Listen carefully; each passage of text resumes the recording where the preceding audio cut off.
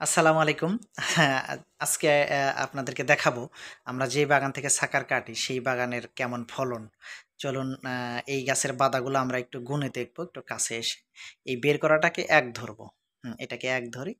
এটা ২, ৩, ৪, ৫, ৬, ৭, ৮, ৯, ১০, ১১, ১২, ১৩, ১৪ এই গাছে মোট ১৪ টা বাদা আছে। আপনি নরমালি হিসাব করেন একটা করে বাদায় যদি গড়ে ২০ কেজি করে খেজুর আসে, তাহলে ১৪ টা বাদায় মোট ২৮০ কেজি খেজুর। আর এই ২৮০ কেজি খেজুরের বাজার মূল্য বাংলাদেশে কত? এইটা আপনারা হিসাব করে নেবেন। এটাই হলো মান নিয়ন্ত্রিত এবং উচ্চ ফলনশীল গাছের বৈশিষ্ট্য।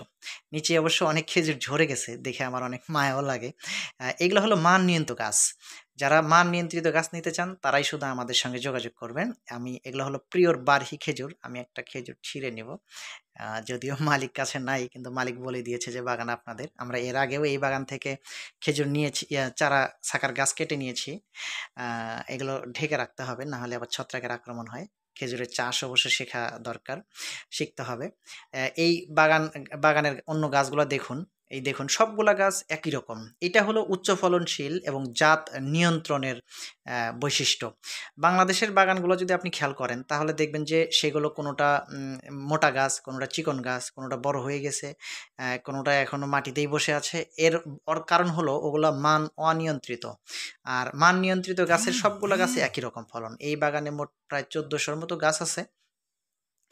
সবগুলা গাছ একই রকম। এর আগে আমরা এই বাগান থেকে সাকার কেটে নিয়ে গেছিলাম। সেগুলো বাংলাদেশে আমরা বাগান করেছি। যারা মান নিয়ন্ত্রিত গাছ দিয়ে বাগান করতে চান, তারাই শুধু আমাদের সঙ্গে যোগাযোগ করবেন। আর আমরা এই গাছগুলো এর আগে বাংলাদেশে ৳১৫,০০০ করে পার পিস বিক্রি করেছিলাম। অনেকেই আবার বিরূপ মন্তব্য করে। অনেকেই বলে যে কম দামে গাছ নিব। ভাই, আমাদের কথা হলো যে আমরা যদি ভালো গাছ আপনাকে দেই এবং কষ্ট করে ভালো জাতের উচ্চ ফলনশীল গাছ আপনাকে দিলে আপনি টাকা কেন কম দিবেন? আমরা কম দামে বিক্রি করব না ভাই।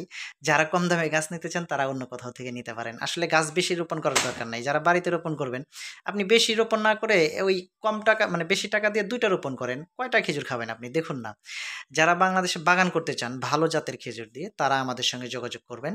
আমরা বাগান করে ফল ধরা পর্যন্ত আপনাদের সঙ্গে থাকবো ইনশাআল্লাহ। ভালো থাকবেন, সুস্থ থাকবেন।